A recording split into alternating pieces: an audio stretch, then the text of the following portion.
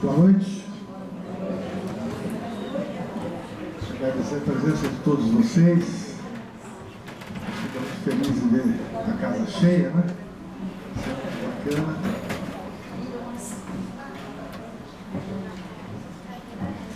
Vou chamar os nossos debatedores de hoje. Doutora Mônica Zilberman, médica psiquiatra, formada na USP, residência em psiquiatria e doutorado na USP também, pós-doutorado em Calgary, Canadá, pesquisador do Laboratório de Psicofarmacologia do Psiquiatria, professor do programa de pós-graduação do Departamento de Psiquiatria da USP. Você trabalhou também um tempo na questão do amor patológico. Eu estou trabalhando, mas não está no currículo, então ela trabalha com a questão do amor patológico, foi uma das razões de eu chamar ela para cá. Outra debatedora, o professor Dr. Arthur Kaufmann,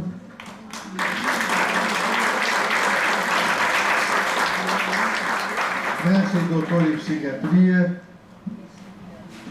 coordenador da cadeira de psicologia médica da Faculdade de Medicina da USP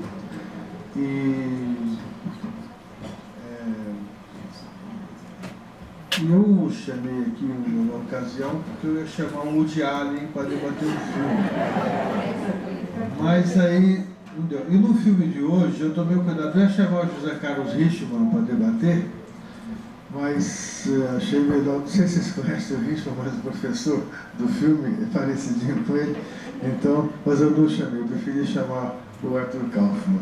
Muito bem, vamos aqui. Então eu vou passar a palavra primeiro para a Mônica. Quem? Quer ser primeira? Cavalheirismo, primeiras mulheres. Não. Primeiro Arthur. Então, primeiro Arthur, que é da casa já mais acostumado. Tudo bem. Mas antes de passar a palavra, só uma coisa. Eu quero fazer dois avisos que eu não posso esquecer. Lá na saída tem esse folder.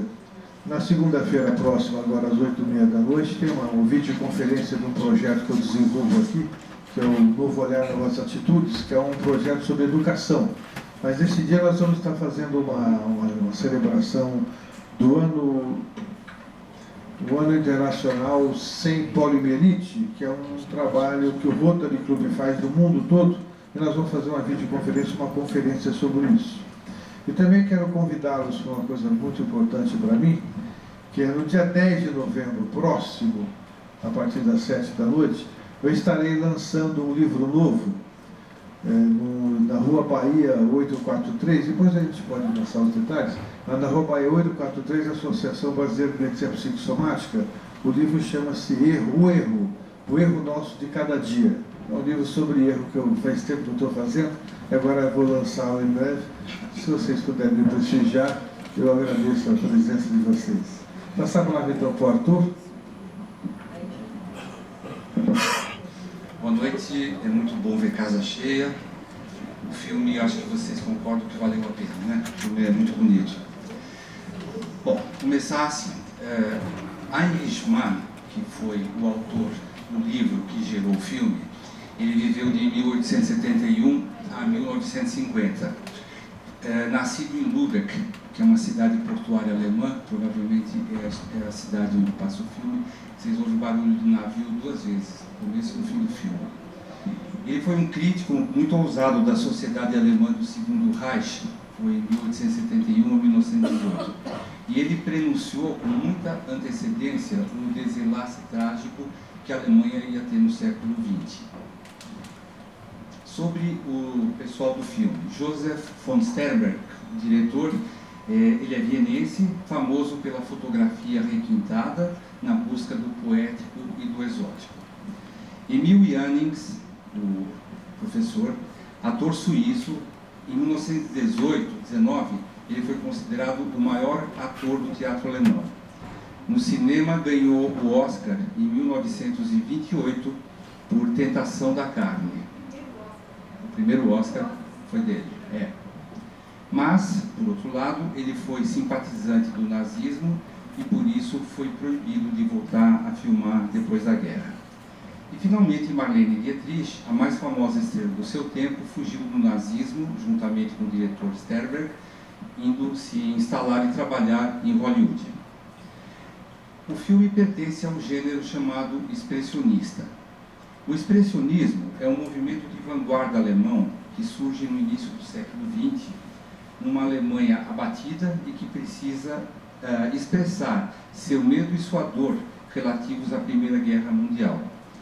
E o expressionismo vem também em resposta ao realismo e ao impressionismo, que buscam retratar a realidade de um modo objetivo, excluindo qualquer forma de manifestação das emoções.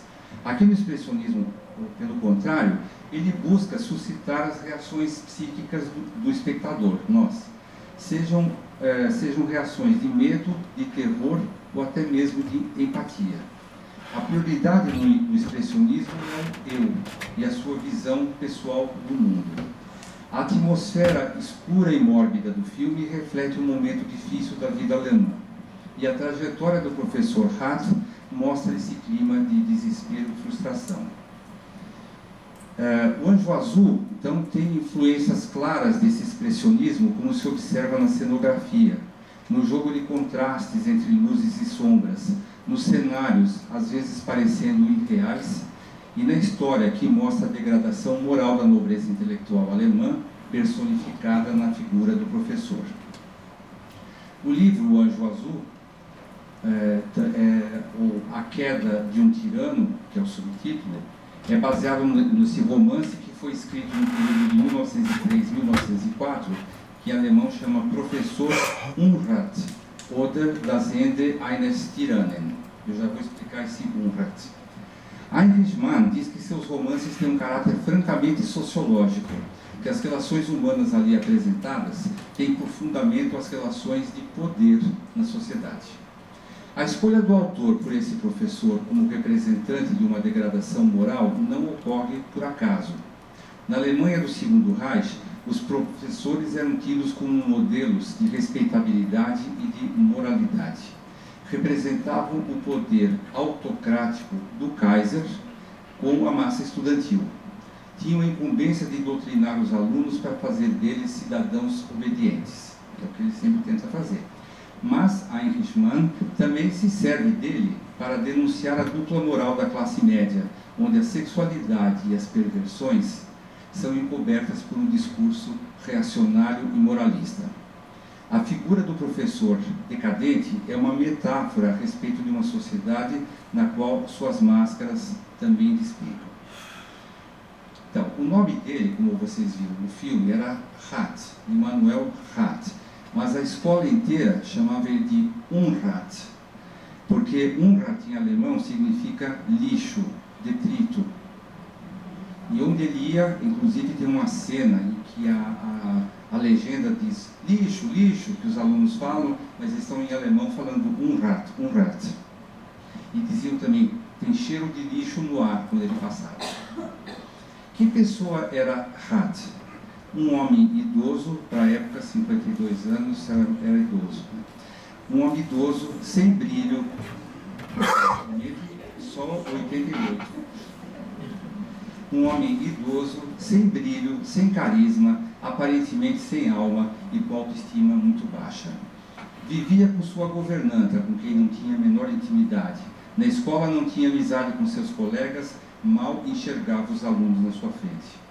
Sua vida resumia-se em despender todas as suas energias num único ritual, desempenhado de forma obsessiva, que era o ato de lecionar, ou pelo menos tentar lecionar. Sabia que era hostilizado pelas costas, que era odiado pelos alunos, e tratava-os como inimigos naturais que deveriam ser caçados e castigados. Vemos Hart na classe, após sentar-se sem cumprimentar, assoar o nariz ruidosamente e encarar a turma por cima dos óculos. Logo depois ele maltrata um aluno por causa de um defeito de pronúncia e também humilha a classe, obrigada a escrever 200 vezes a palavra inglesa mal pronunciada. Se já via os alunos como perversos e preguiçosos, o quadro piorou quando surpreendeu com eles os cartões de uma cantora. Decidiu então que, além de se responsabilizar pela educação, também deveria ser fiscalizador dos hábitos deles. E foi até o cabaré, o Anjo Azul, para conhecer, criticar e ameaçar a cantora Lola Lola. O que fez com que encontrasse Lola, então, foi apenas o desejo de proibi-la de oferecer prazer aos seus alunos. Lola era completamente diferente das pessoas conhecidas. Tinha um comportamento surpreendente que no início assustou Hat. Ela não desempenhava o papel complementar como os alunos faziam, isto é, papel complementar. Por um lado, ele perseguia e maltratava. Por outro lado, os alunos hostilizavam e lhe colocavam um apelido ofensivo, ou seja, uma relação sadomasoquista típica. Lola não complementava, pelo contrário, ela tratava com naturalidade, brincava com ele, não via o monstro, entre aspas, que os outros viam. Ele percebia esse poder na artista, o que lhe possibilitou até se mostrar a ela sem necessidade de tanta autoproteção. Foi progressivamente abandonando sua cátedra para tornar-se o imperador do camarim da sua Vênus noturna. Completamente apaixonado, não lhe permitia ter contato com outros admiradores, especialmente os alunos. Como seu auto-intitulado protetor, era ele que decidia quem podia ou não entrar lá, chegando até expulsar agressivamente os considerados invasores. Mas, ao mesmo tempo, passou de professor, respeitado e tirano temido, a libertino e escravo da cantora mundana. Perdeu a autoridade moral frente aos alunos e a direção da escola não hesitou em demiti-lo. Hat era um homem rígido, como os bonequinhos que saíam do seu relógio cuco. Extremamente metódico, não tinha nenhum jogo de cintura. Era como diz Chico Buarque no seu cotidiano. Todo dia ele acorda e faz tudo sempre igual. Havia até um afeto sincero entre os dois personagens. Porém, Hat tinha Lola como objeto idealizado, de contemplação. Lola era seu oposto, ou podemos dizer, a sua parte inconsciente, com que ele não entrava em contato, que ficava na sombra. A bonequinha preta, que era de Lola, representava essa parte inconsciente dele. Lola era livre, cantava, não tinha inibições. Ele ficou tão fascinado que não teve escolha a não ser ir atrás dela. Quer dizer, ele literalizou, ele não entendeu que ele precisava se soltar. Ele achou que bastava ficar com ela que o problema dele estaria resolvido. Então, foi atrás dela. Quando o seu dinheiro acabou, ele também acabou, mas no degrau mais baixo daquele grupo, um palhaço, e um palhaço triste. A experiência mais degradante aconteceu quando regressou à sua cidade natal, forçado pelo diretor e ilusionista Kippert, e por Lola, e sendo obrigado a exibir-se como palhaço no Anjo Azul, frente aos que foram seus colegas e alunos, enquanto via Lola entregar-se a outra das suas conquistas. Profundamente ferido e humilhado, reagiu de forma violenta, tentando matar Lola. Em meio aos risos debochados da plateia, e impotente para mudar seu destino de palhaço, triste, arrastou-se até sua antiga sala de aula. Vocês vejam que esse percurso é no final do filme, toca o apito do navio, e aí vocês veem toda a grandeza do cenário expressionista. As casas deformadas, a iluminação deformada, a rua deserta, a entrada no colégio, tudo isso que reflete o estado mental, o estado íntimo do personagem e também para fazer a gente entrar nesse clima. Então, ele vai até sua antiga sala de aula, cenário dos seus dias de grandeza, busca nostálgica e estéril daqueles dias de poder. Sem lugar no mundo, restou a Hat encontrar-se com a morte num único lugar que era realmente seu, a cátedra de docente. Hat, ou Unrat, representa o filisteu alemão, autoritário e pedante. No dicionário, filisteu, pessoa inculta e vulgar com interesses apenas materialistas. Mas, após ser desligado do colégio e assumir seu relacionamento com Lola, ele vivencia a decomposição moral, experimentando situações de humilhação e desespero. Ao conhecer Lola, ele não esperava encontrar o que encontrou, uma sereia.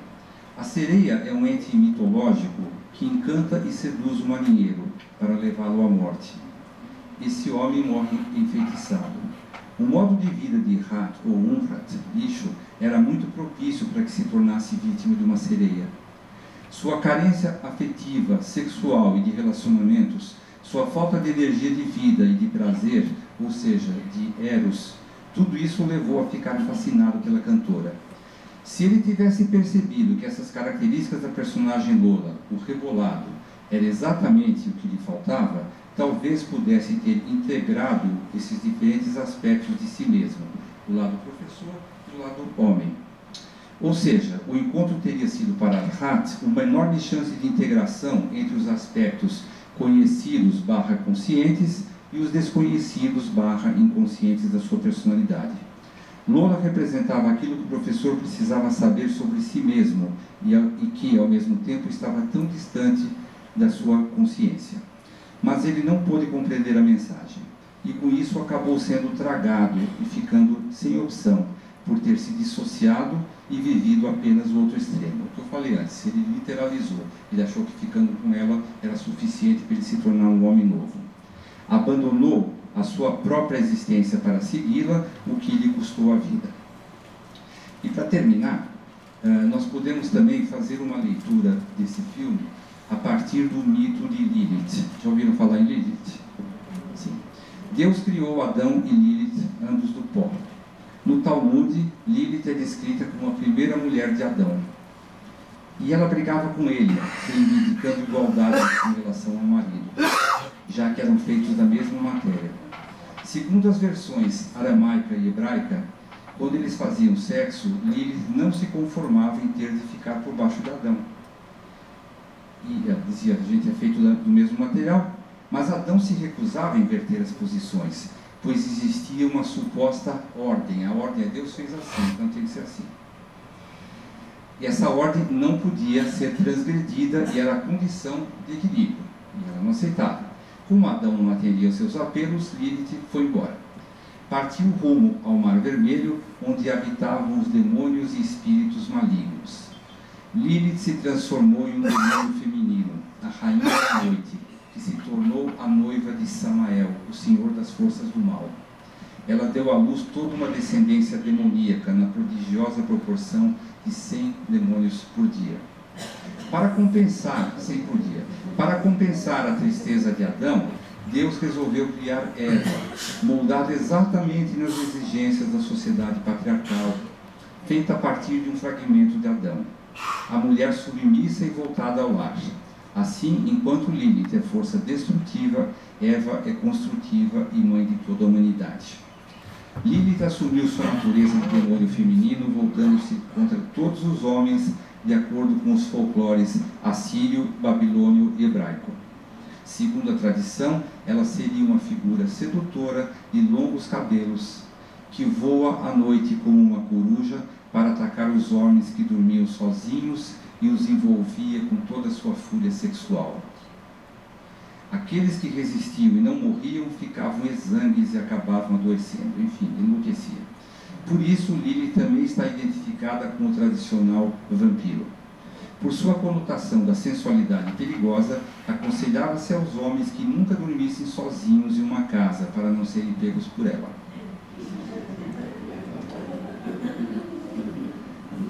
Na modernidade, isso levou à popularização da noção de que Lilith foi a primeira mulher a rebelar-se contra o sistema patriarcal e a primeira feminista. E, simbolicamente, esse encontro com Lilith foi o que aconteceu com o simplório professor Immanuel Rat, a partir do momento em que passou a ter intimidade com a cantora Lola Lola.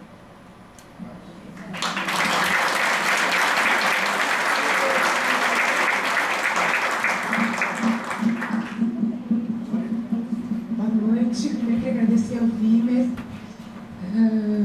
comentar algumas coisas que o filme me fez pensar. Bom, eu vi esse filme a primeira vez quando eu tinha 15 anos. Faz muito tempo.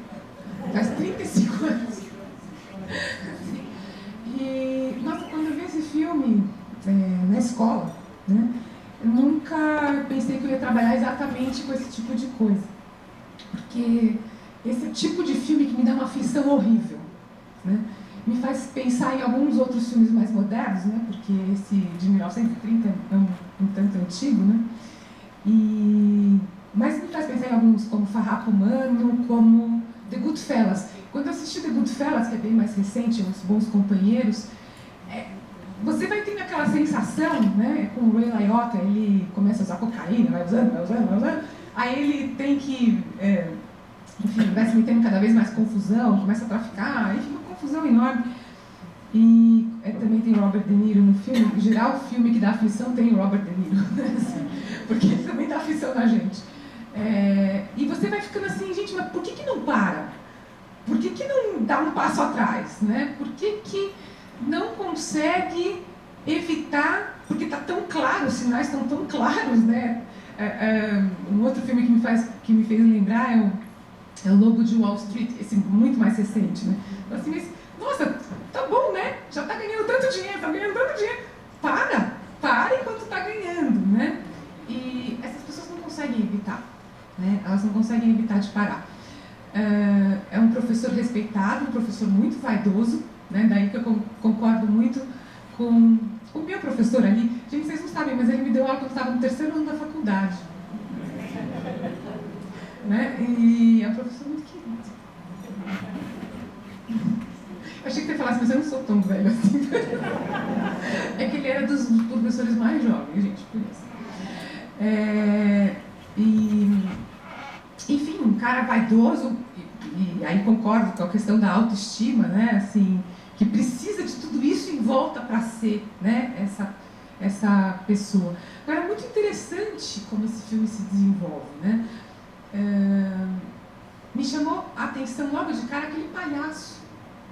No início do filme, ele circula, ele não abre a boca, ele está lá. Gente, ele é o professor, foi o último professor, né? Porque, na verdade, essa imagem é toda cíclica, né? O que acontece nesse filme, quer dizer, sai um usuário de drogas, digamos assim, e entra o próximo, né? A lona é a droga, que não se pode evitar. A droga, o jogo, o álcool, né? O que quer que eu desejo muito, né? E no qual o que quer que eu me vicie e não consiga depois mais abrir mão, mesmo quando eu percebo claramente que aquilo não me faz bem, né? Porque, como a gente sabe, nos consultórios da gente, os nossos pacientes não têm a menor dúvida que aquilo não está fazendo bem, né? A gente não precisa contar aquilo para eles, assim, nossa, mas você percebeu que essa droga não está te fazendo bem? Gente, por favor, eles percebem logo de cara, eles só não conseguem evitar, né, de se comportar de acordo com aquilo. O chefe da trupe, né, é o traficante, muito interessante, né, porque ele é o cara que trafica, né, que vende aquele produto. Como eu estava dizendo, quer dizer, os sinais são muito claros, aquele palhaço circula e ninguém acha estranho que tem um palhaço ali, quer dizer, aquele é o cara do futuro, né? Uma coisa que eu acho muito interessante é a música que é cantada. Primeiro, linda a música, né? Muito bem cantada, mas a música diz tudo também, né? Assim, o amor é o meu jogo, love is my game. I can't help it.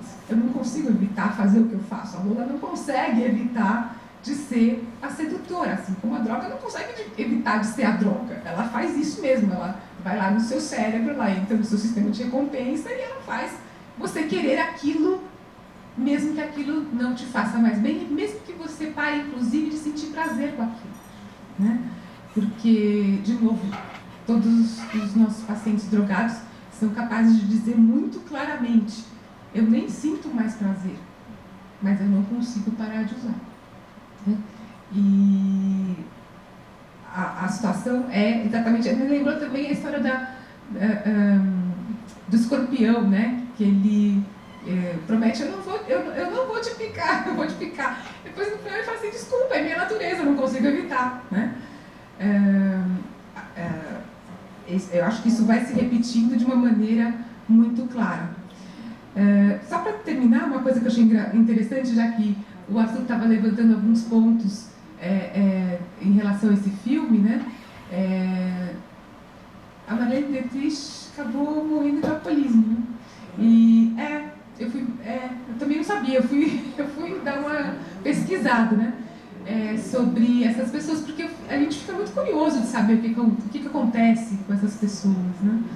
E ela se recolheu nos últimos 10 anos e enfim, acabou desenvolvendo um quadro de dependência aí do álcool.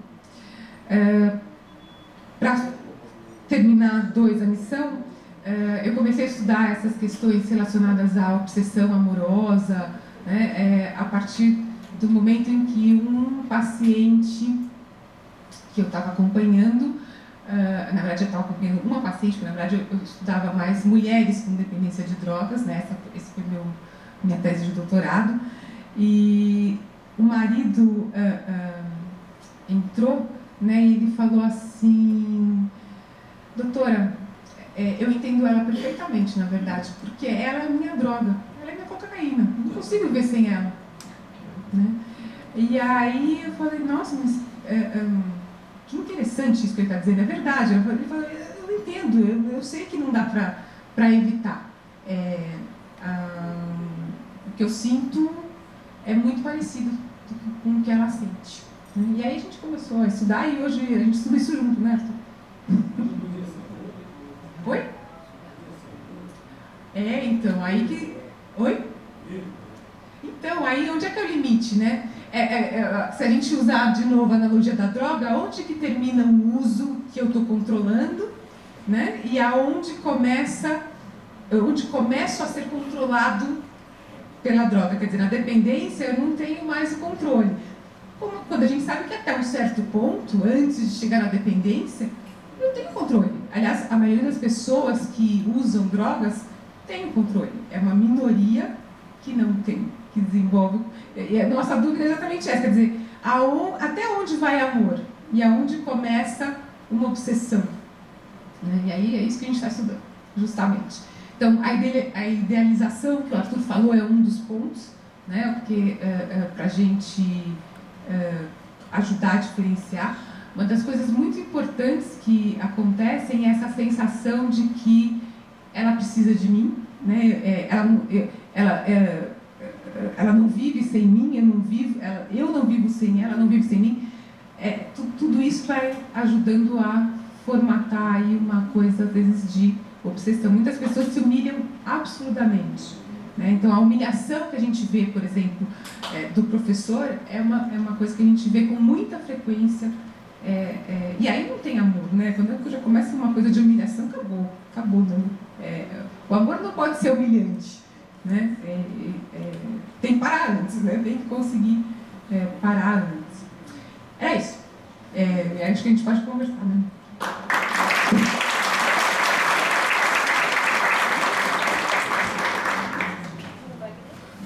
Falar um pouquinho sobre a minha observação. A palavra humilhação me parece que é um fio condutor desse filme, o conceito de humilhação. Porque o professor humilha o aluno humilha o outro aluno, e a história toda mostra conduzida por essa visão da humilhação, que na verdade é um traço frequente da educação ao longo do tempo. Nós podemos fazer uma analogia aqui do filme, por exemplo, da evolução da educação, da evolução do papel do professor ao longo da história. Os alunos aterrorizados com medo do professor, como era a minha geração, as gerações mais velhas. O professor era uma pessoa poderosa, que humilhava os alunos, que dava o direito de, em alguns lugares, em alguns momentos, de ir realmente atrás desses alunos, eram gazeteiros, etc. Né? Então tinha um abuso do papel da autoridade. Nos internatos, era um absurdo o tipo de abuso que existia. O bullying feito pelos professores contra os alunos ao longo do tempo, e o bullying dos alunos contra os próprios alunos. Quer dizer, isso era mostra uma sociedade hierárquica do poderoso oprimindo o fraco. Esse é um clichê que o filme mostra, que é uma reflexão importante. Outra coisa também desse filme é a questão da vergonha. Humilha, gera vergonha, o aluno tem que ter vergonha de errar, não tem vergonha de fazer, o professor passa a ter vergonha do que faz, as pessoas... Então, são sentimentos que estavam muito impregnados na nossa educação, e a gente sabe que há uma tendência das pessoas a repetirem os padrões por quais elas passaram na sua vida. Então, a humilhação e a vergonha, e causar vergonha às pessoas, é um padrão que se repetiu durante muito tempo. Hoje nós temos uma outra posição, no sentido que o professor é que é humilhado, o professor quase que se envergonha, e não há o respeito. Então podemos fazer aqui um estudo também da mutação do conceito de autoridade. Essa autoridade era autocrática, não levava em conta a pessoa, ela chegou um momento que ela se enfraqueceu totalmente e nós estamos numa fase perdidos na relação com a autoridade. Eu acredito que estamos começando a reconstruir. Faço duas metáforas no filme aqui, a questão do bem e do mal. O professor representaria, o professor, a escola, o Estado, representa o bem. O anjo azul representa o mal. Mas lá está o chefe da polícia, lá está o prefeito, lá está toda a sociedade que se mostra no bem, mas frequenta o mal. Então, eu acho importante a gente olhar que o bem é configurado como o conservadorismo, a cabeça, o pensamento, o ideal, e o mal é considerado o corpo, o sexo, o prazer, a alegria. O bem é enfesado, é sério, é bravo, e o mal é leviano, é alegre. Essa configuração é passada ao longo do tempo. E o filme vai mostrando a evolução disso. Eu entendo que aí a gente pode apontar por esse simbolismo e entender o seguinte, que o bem e o mal estão juntos. E muitas vezes são a mesma coisa. E coisas que são boas também são más. E coisas que são más também são boas. Pessoas são assim e assim é. Então fica essa dicotomia. E aí eu faço uma analogia, uma metáfora que pode ser que provoque algumas reações, que é o seguinte: um grupo de moralistas se reúne para criticar os errados, os pecadores e assim. E aí o professor representa esse grupo de moralistas, que é o certo, que vai até a escola policiar e ver o que os alunos estão fazendo de errado, para denunciar e para não sei o que, e para corrigir as pessoas. Esse grupo, então, é o grupo certo, né? E ele se apodera. Aí ele vai e se mistura de tal forma com o mal, com o ruim, com o sujo, e depois sai humilhado, diminuído, um cara de palhaço. Eu estou falando para vocês, eu não quero ser muito claro no que eu estou falando, mas eu quero dizer o seguinte: isso é uma viagem que começa, por exemplo, em São Bernardo e acaba em Curitiba.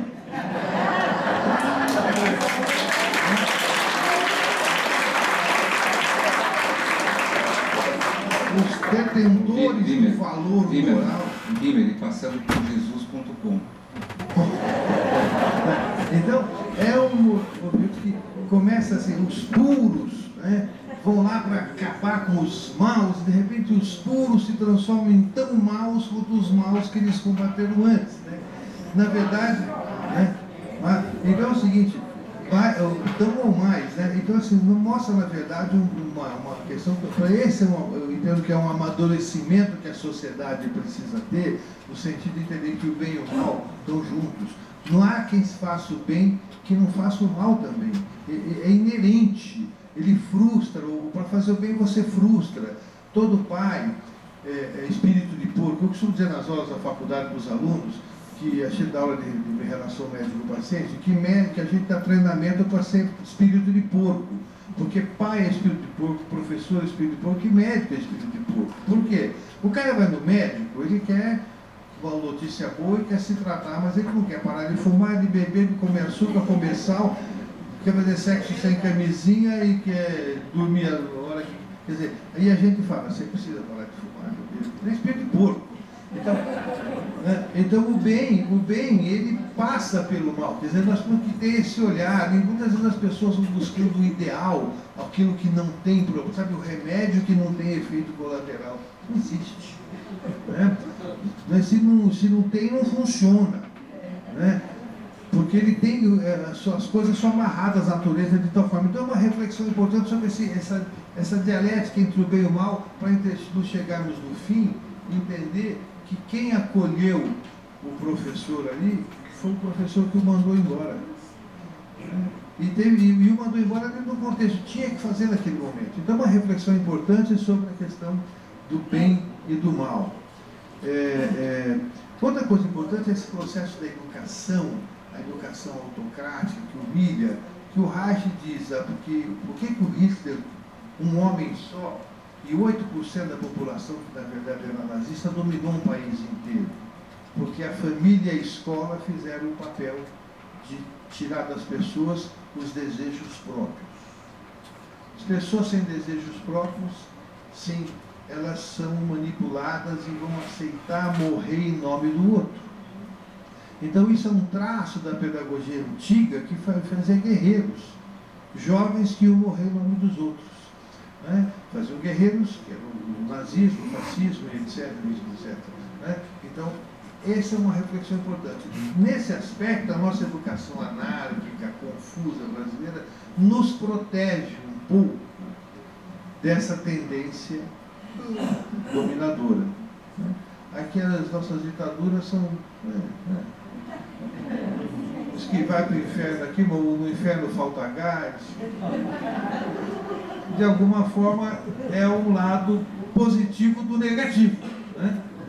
E para encerrar, é isso. Então é isso. Tá bom, já falei.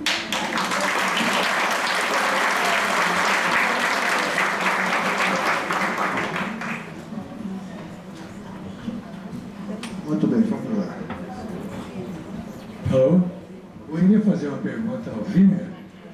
Wimmer, você colocou aí nazismo, fascismo, etc. Aí eu faço a seguinte pergunta. O Hitler e a sua corte, vamos dizer assim, ele só poderia aparecer na Alemanha com essa hierarquização do Estado, conforme o filme mostra, porque para mim esse filme é um prenúncio do que iria acontecer. O Hitler tomou o poder 3 anos depois, em 33. Então essa é a colocação. Você perguntou ou só fez um comentário? Não, perguntei. Sua opinião. Não, a minha opinião é que é isso mesmo, quer dizer, mostrando essa questão do... Mas só poderia acontecer na Alemanha? Porque, por exemplo, o Brasil não é um país. Porque a autoridade tem credibilidade absoluta. Uma vez eu fiz uma piada aqui, que até incomodou muito uma pessoa, que eu brinquei, cuidado com os homens de terno. Né? Porque quando o homem de terno fala uma bobagem, ela é mais perigosa do que a bobagem dita por um homem sem terno.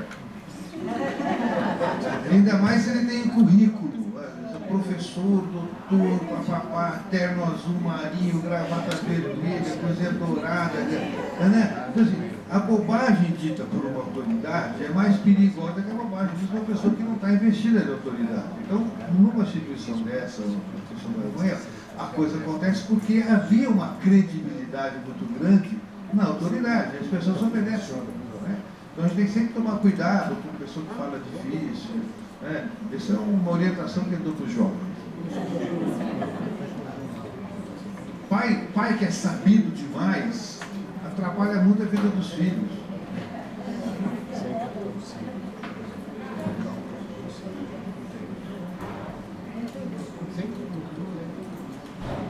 Boa noite. Não é nem pergunta, porque o tema do debate era assim, como é que essas pessoas entram na vida da gente? É um destino isso? O professor, de repente, se apaixonou por ela, por que ele estava ali naquela hora? Tem uma explicação isso? O amor acontece por acaso. Esse é o mote do debate que eu coloquei no Exatamente. Exatamente. Efeito Tostines. Efeito Tostines. Ele vende mais porque ele é mais fresquinho, ou ele é mais fresquinho porque vende mais? A minha hipótese é que pessoas como o professor estão prontas para ser pegos por uma sereia. E uma sereia está pronta para pegar alguém que entre na dela. Na mitologia, na Guerra de Troia, quando os gregos estavam voltando, tinham arrasado Troia e estavam voltando, o Ulisses era o capitão do navio. E ele sabia, pelo oráculo, que ia ter sereias no caminho e que as sereias iam cantar, seduzir e eles iam morrer. O que ele fez? Quando estava chegando perto, ele mandou amarrar todo mundo aos postes, toda a tripulação, e mandou ser amarrado também. Então o navio passou, as sereias cantaram, todos os homens ficavam desesperados para se soltar e para se jogar, mas nenhum conseguiu e todos sobreviveram. Então a questão é essa, a coisa chama. Mesma coisa assim, se você está de dieta e vai num lugar onde tem uma mesa de sobremesas, tá? Você está pensando naquilo e as sobremesas estão te olhando. A única forma que você tem de evitar é não ir lá. Porque se você racionalizar, aquela velha racionalização, só um pedacinho de cada um, acabou.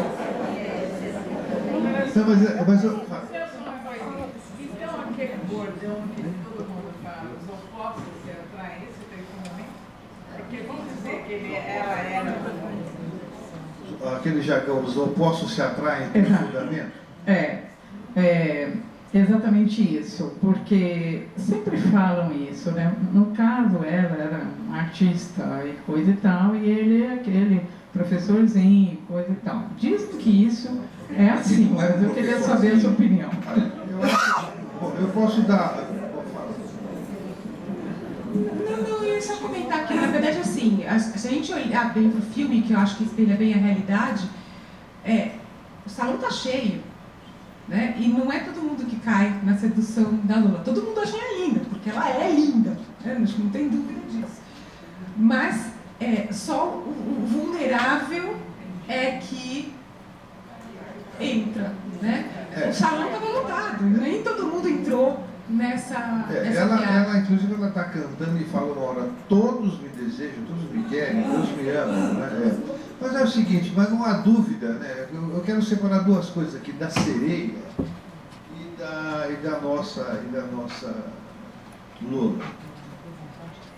Há 2 ou 3 debates que nós tivemos no filme, passou uma história que eu fazia esse exemplo da mulher Iemanjá, da mulher sereia, etc. Que é a mulher que insinua-se muito, que ela é muito bonita daqui para cima, mas é boca de peixe.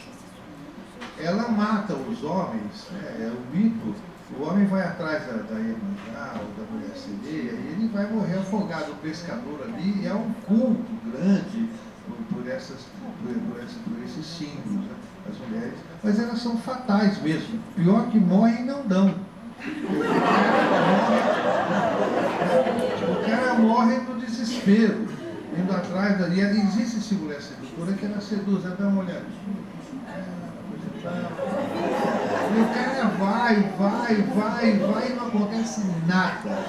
A nossa Lola, pelo menos, deu. O professor descobriu o prazer. Então ele se apaixonar por ela também, assim, ele era um homem absolutamente solitário, inexperiente, né?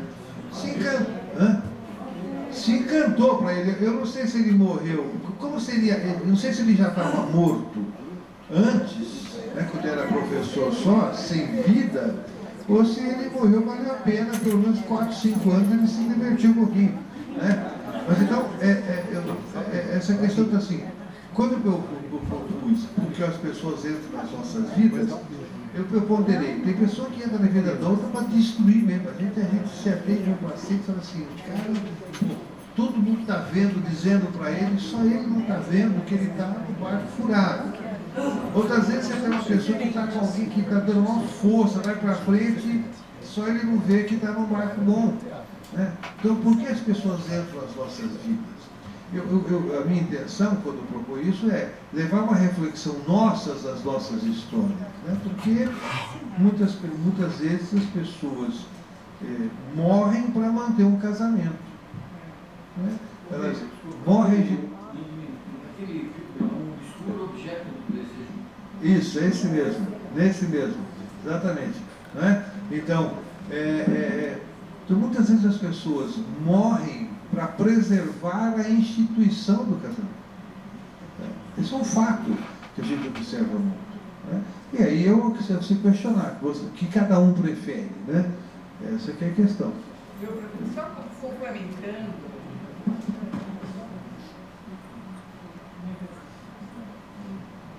mas eu gostei do que ela disse, é vulnerável. Voltando para os dias atuais, com a internet, Facebook, um dia uma amiga que mora em Miami me falou assim, olha, tem um fulano aqui, que ele entrou no meu Facebook e falou assim, olha, estou procurando uma pessoa disponível, mora em Cabul, no Afeganistão.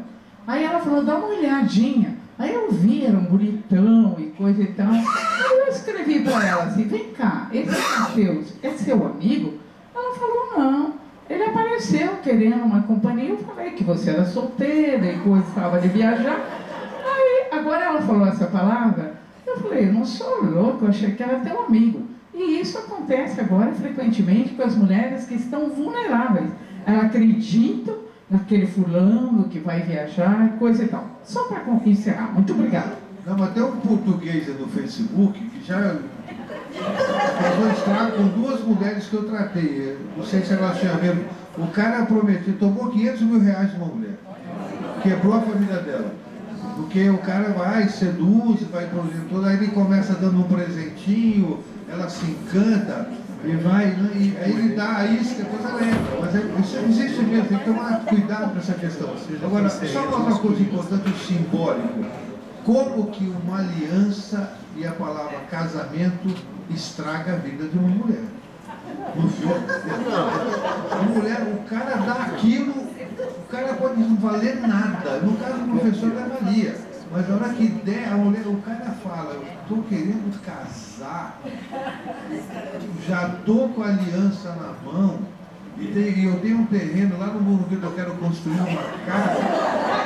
Meu Deus! Você vê de mulher emburrecendo, é impressionante. Né? Bem que nesse caso, né, Vimer, ela caiu na gargalhada, né? Só ele que não percebeu. Que ela riu. Né? Riu, mas casou com ele. Ela não pode explicar. É o programa dela. Bons alunos não são vistos pelos outros alunos muito bem, né? Até hoje em dia. Bons alunos não são vistos muito bem pelos outros alunos até hoje em dia ainda. É verdade, é inveja, mas também é que às vezes no caso, eu não sei se ele era, mas se ele era um dedo duro, puxa-saco professor, né? Talvez tivesse esse tracinho, né, naquela falsa, tivesse isso. Eu queria cumprimentá-la aí, os palestrantes, eu acho que foi muito interessante. Queria chamar um pouco a atenção para esse processo de idealização, que é uma coisa que todo mundo faz. Eu acho que é uma herança do Platão, infelizmente. E eu acho que é muito difícil a pessoa não idealizar a outra pessoa, né? Eu acho que no caso também do professor, envolveu uma baixa autoestima. Acho que ele tinha muito baixa autoestima, né? E eu acho que é difícil você evitar a idealização. E nesse caso, eu queria saber um pouquinho a opinião de vocês sobre isso e como esse processo influi nessa vulnerabilidade das pessoas. Você tem razão, a idealização ela acontece mesmo, só que é muito interessante porque a idealização ela tem prazo de validade, né? O Vimer, por exemplo, a gente já viu que tem um pé no chão forte em relação a isso. A idealização é muito peculiar do começo de uma relação, daquele momento de estar apaixonado, né? E a gente sabe hoje em dia, né, pelos estudos até de neuroimagem, paixão dura entre 6 meses e 2 anos. Né? Depois disso tem que virar outra coisa. Vai virar um amor, vai virar um vínculo, apego, né? Mas aquele coração disparado, perder peso, não conseguir dormir de noite. Isso passa, até porque é incompatível com a vida, né? A gente tem que trabalhar, né? Tem que fazer uma porção de coisa. Então, se a gente continuar apaixonado indefinidamente, ou idealizando indefinidamente, não dá. Então, quando a gente está apaixonado, o frontal da gente dá uma apagada mesmo. Então, a nossa crítica, o nosso juízo fica comprometido. Isso não é nenhum xingamento, tá, gente? Eu fico apaixonada, já fiquei muito apaixonada. Aliás, meu marido mandou um beijo pros dois, viu? Ele tá em Montreal, por isso que ele não tá aqui. Não, é por mim ainda é por mim. Mas ele gosta muito de você. Então, a questão, né, é manter a idealização, né, para além desse período, não é o mais comum. Quer dizer, em geral, depois de um certo tempo, a gente religa o frontal e a gente começa a não ver só qualidades, a gente começa a ver defeitos também. E o duro é quando a gente começa a ver só defeitos também, né? Quando a gente hiperliga o frontal, né? Mas tem razão, só que isso tem que passar, né? Uma hora chega de idealizar, a gente tem que ter uma visão mais equilibrada, né, daquela pessoa. Segundo alguns autores, a gente se apaixona na verdade pela gente mesmo, como se apaixona, porque eu vejo numa pessoa pela qual eu me apaixonei tudo aquilo que frequentemente me falta. E eu acho que ela tem, eu projeto nela, eu idealizo que ela tem. Aí quando passa o tempo, aí eu vou conferir o que tem mesmo e o que não tem. Mas agora, você veja na questão do filme, um sujeito velho, feio, sozinho, desprezado, humilhado, um lixo, um lixo. De repente uma mulher daquelas dá bola para ele, ele fica totalmente... Pois é. Então, essa questão das mulheres fatais é muito interessante. Eu já estive aqui discutindo a Dama das Camélias, que era outra mulher fatal que levou o cara à ruína, e na época eu citei, entre outras, eu citei a Carmen Bizet, que era uma outra mulher fatal, e tem uma lista de mulheres fatais que todas têm o mesmo desfecho. Desfecho trágico para o homem. Mas eu acho que a gente podia citar também a Camille Claudel, né? E o Rodin, só para fazer um contraponto, para não ficar tão sexista. Não! É verdade, a gente tem que pensar nessas exceções também. Eu só vejo quando o homem se dá mal. Eu lembrei também de Manon Lescaut, que é outro romance onde, né, o cara gasta toda a fortuna, toda a juventude, uma mulher que não dava bola para ele enquanto não aparecia alguém mais rico para cuidar dela. Eu tenho uma pergunta. Estou tentando filtrar aquilo que poderia ser uma espécie de manual de sobrevivência masculina.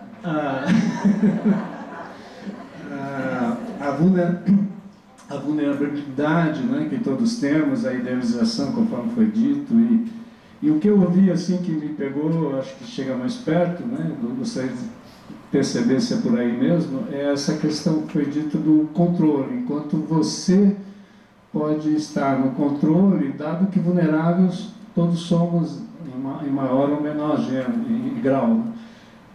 Então acho que é isso que eu consegui extrair, assim, em termos objetivos, para constar no meu manual, porque a suscetibilidade que eu sinto ao longo da minha vida também, que já aconteceu, me amedronta às vezes no sentido de perder o controle, né? Então eu acho que, quer dizer, imagino que seja por aí, né? O dia a dia de cada um no enfrentamento das suas questões. A questão da vulnerabilidade seria perguntar para todos os homens presentes quem não seria vulnerável perto da Marlene Dietrich.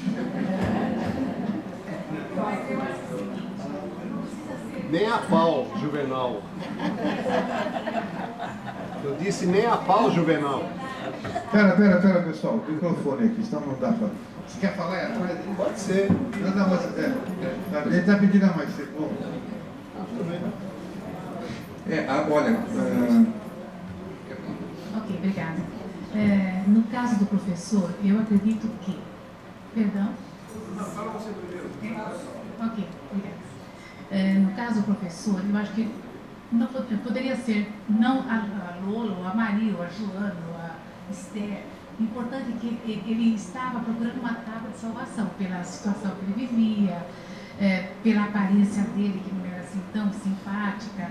Eu acho que quem aparecesse naquele momento, não importa se é bailarina ou qualquer outra coisa, ia pegar, porque ele estava assim, tremendamente carente, uma coisa... Mas ele não se apaixonou pela governanta. Aí o pai era duro ali, a Beatriz, a governanta, a Lula. Mas eu acho que essa carícia, essa coisa, deixa... Fala mais perto do microfone. Essa carícia toda deixa ele muito vulnerável, muito... a solidão, talvez, né? E aí é o que você falou ali, que às vezes o homem cai numa esparrela por conta dessa solidão, dessa ânsia por sair desse estado. Eu queria comentar, em relação à sua pergunta, que os substantivos concretos, a gente nunca tem dúvida. Eu falo copo, não preciso nem falar, todo mundo sabe o que é um copo. Quando você usa um substantivo abstrato como vulnerabilidade e controle, como a gente não vê, não palpa, cada um tem sua interpretação. Por exemplo, você falou em controle. Controle é bom?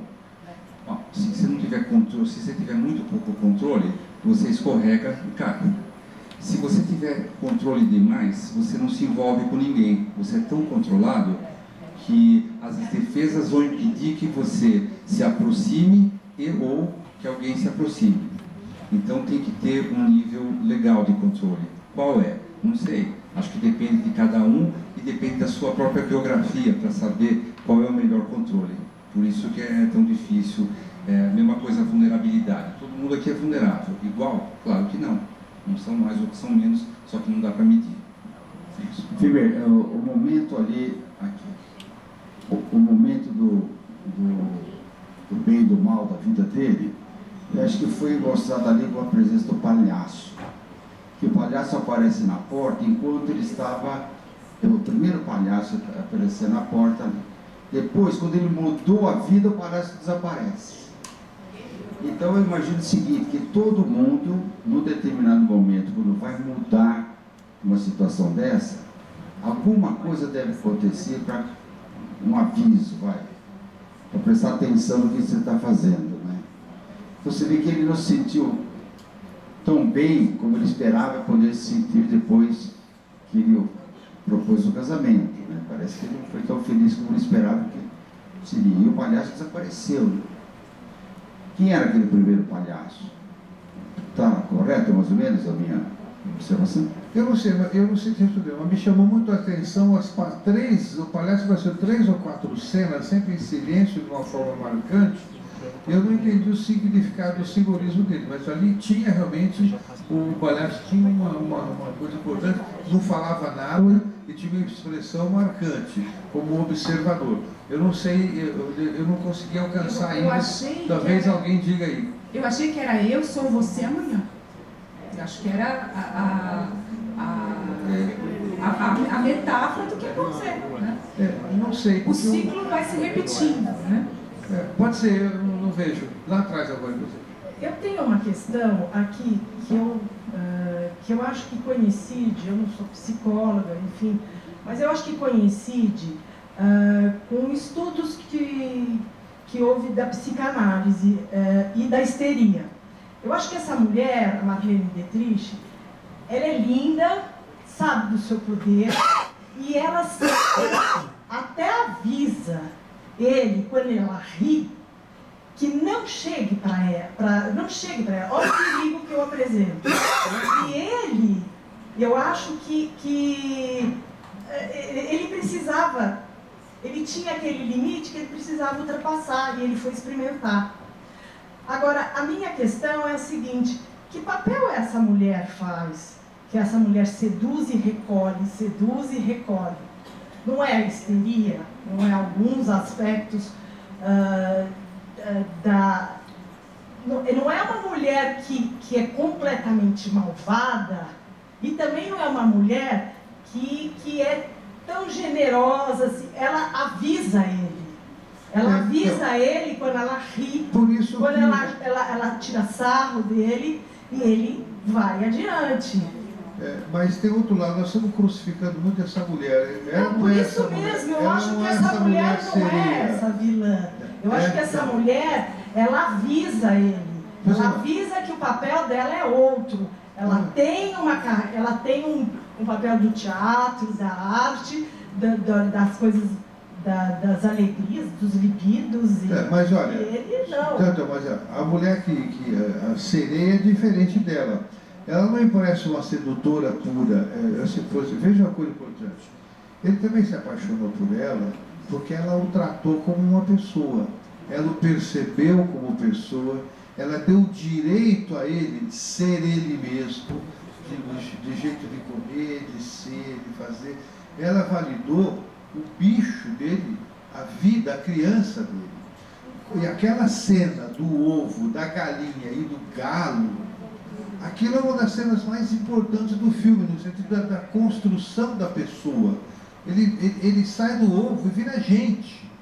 Então, gente, ela não era uma sedutora barata, ela não tem essa visão dela, não. Inclusive, numa cena, alguém tenta empurrar um homem para ela e fala, eu não sei se é coisa de prostituta, eu sou uma cantora, é diferente. Então, ela tinha um posicionamento.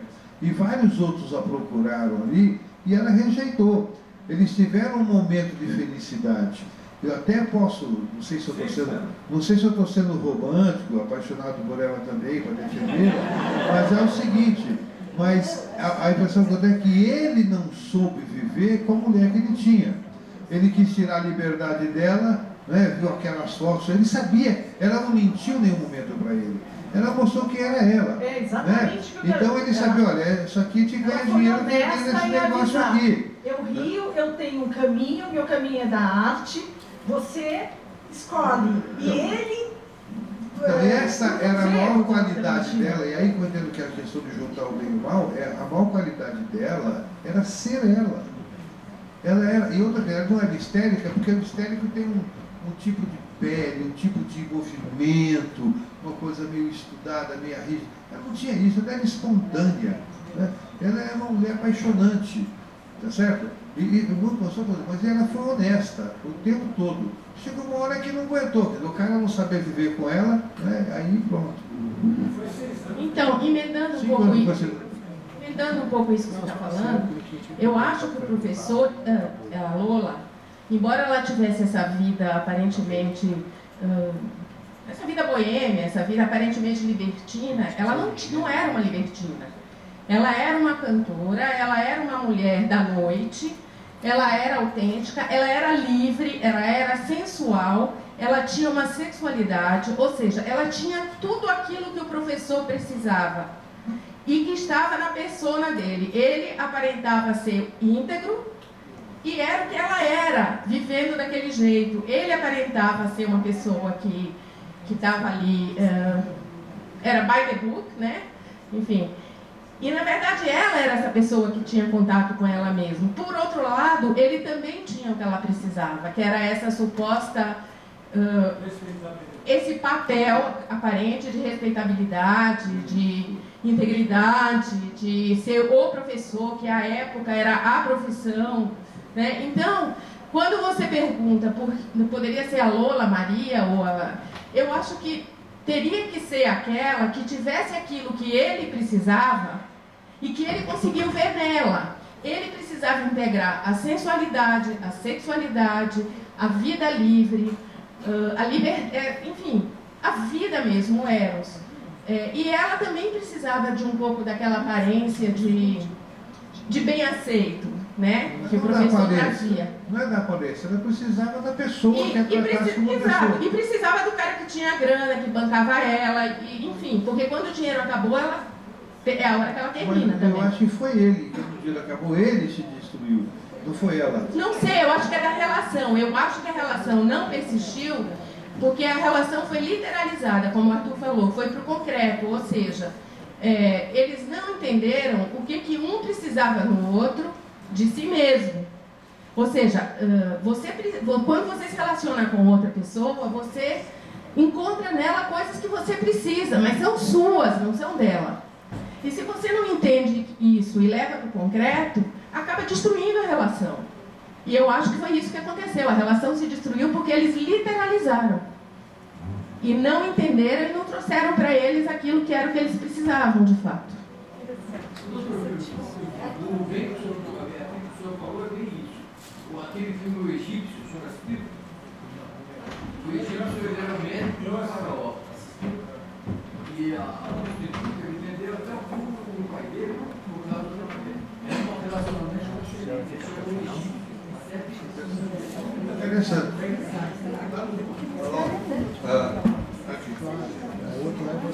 Eu poderia fazer duas perguntas bem técnicas.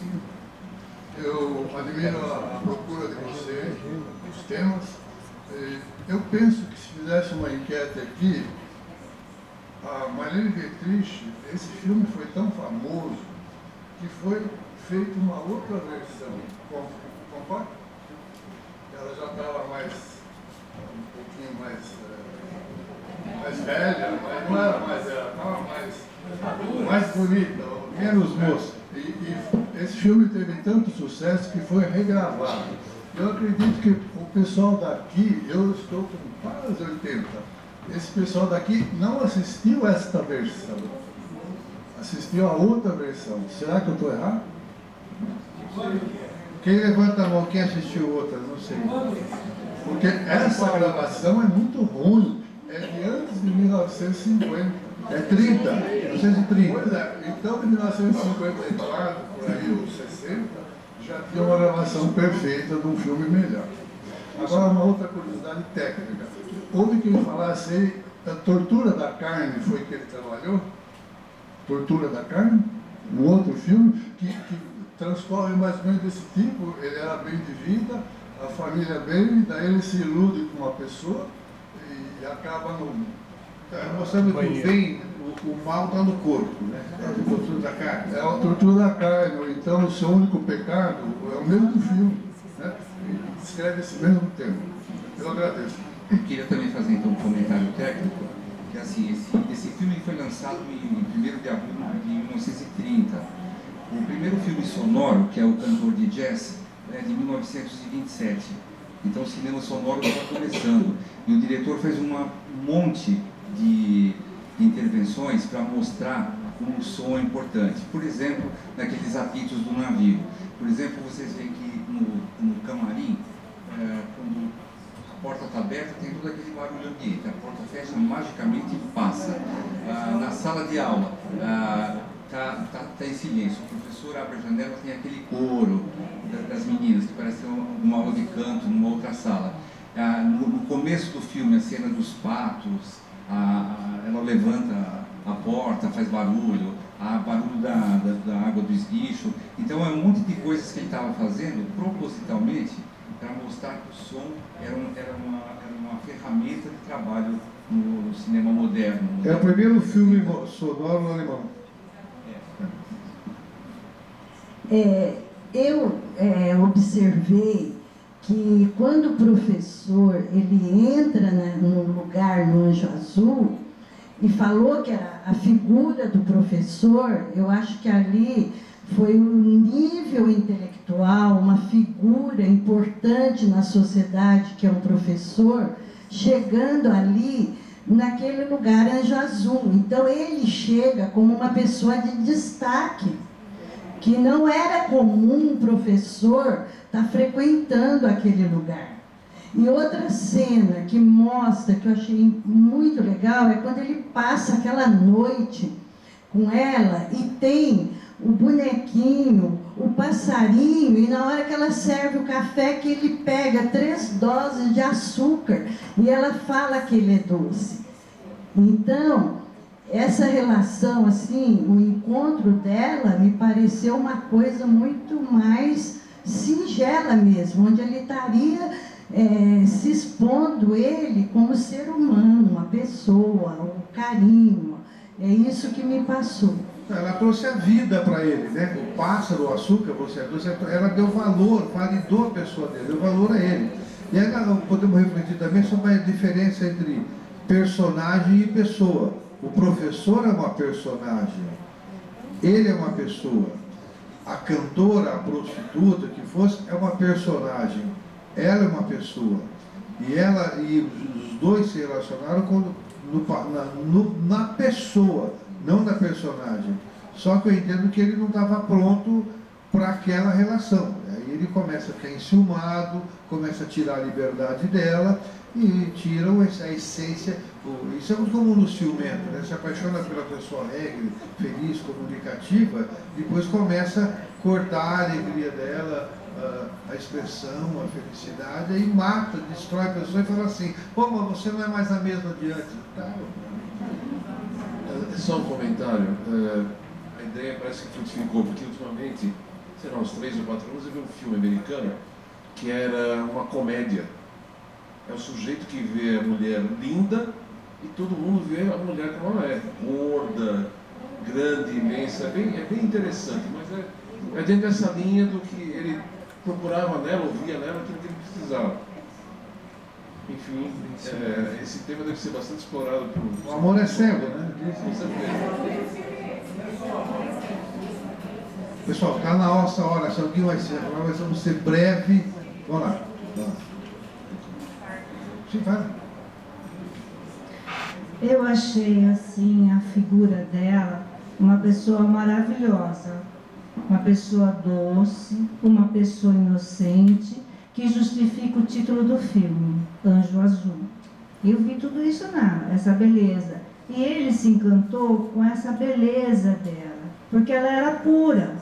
Quando ela diz, eu não sou prostituta, né? Quando ela diz, ela era uma cantora, eu sou uma artista.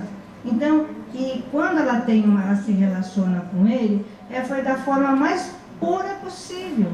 Ela não pensava em sexo com ele. Ela tratou ele com respeito, ela brincou com ele. Tanto é que ela escondeu os alunos também. Então, ela era uma pessoa muito boa. E ele não era uma pessoa boa. Ele era uma pessoa má. Ele era autoritário. Ele judiava dos alunos, né? Ele oprimia aqueles alunos. E a hora que ela vem e trata ele com aquela doçura, ele se encanta. Eu acho que aquela doçura está nas 3 pedrinhas de açúcar dele.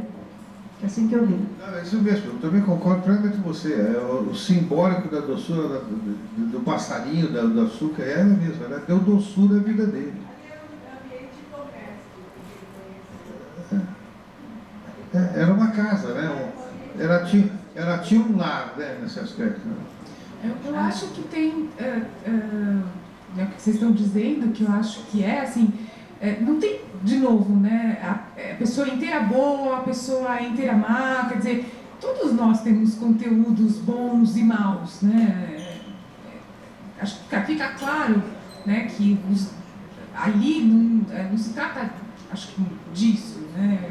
Todos nós podemos, num momento, ser bons, no outro momento, ser maus. Depois a gente troca de novo e vai trocando. Quer dizer, a questão é o encontro, e como o encontro se dá. Né? E uma mulher ser maravilhosa também não quer dizer que ela não possa ser a mulher fatal para um determinado homem. Eu acho que essa descrição que foi feita agora, que você fez, eu concordo totalmente. Porém, na vida dele, ela desempenha o papel de mulher fatal. Quer dizer, uma coisa não impede a outra.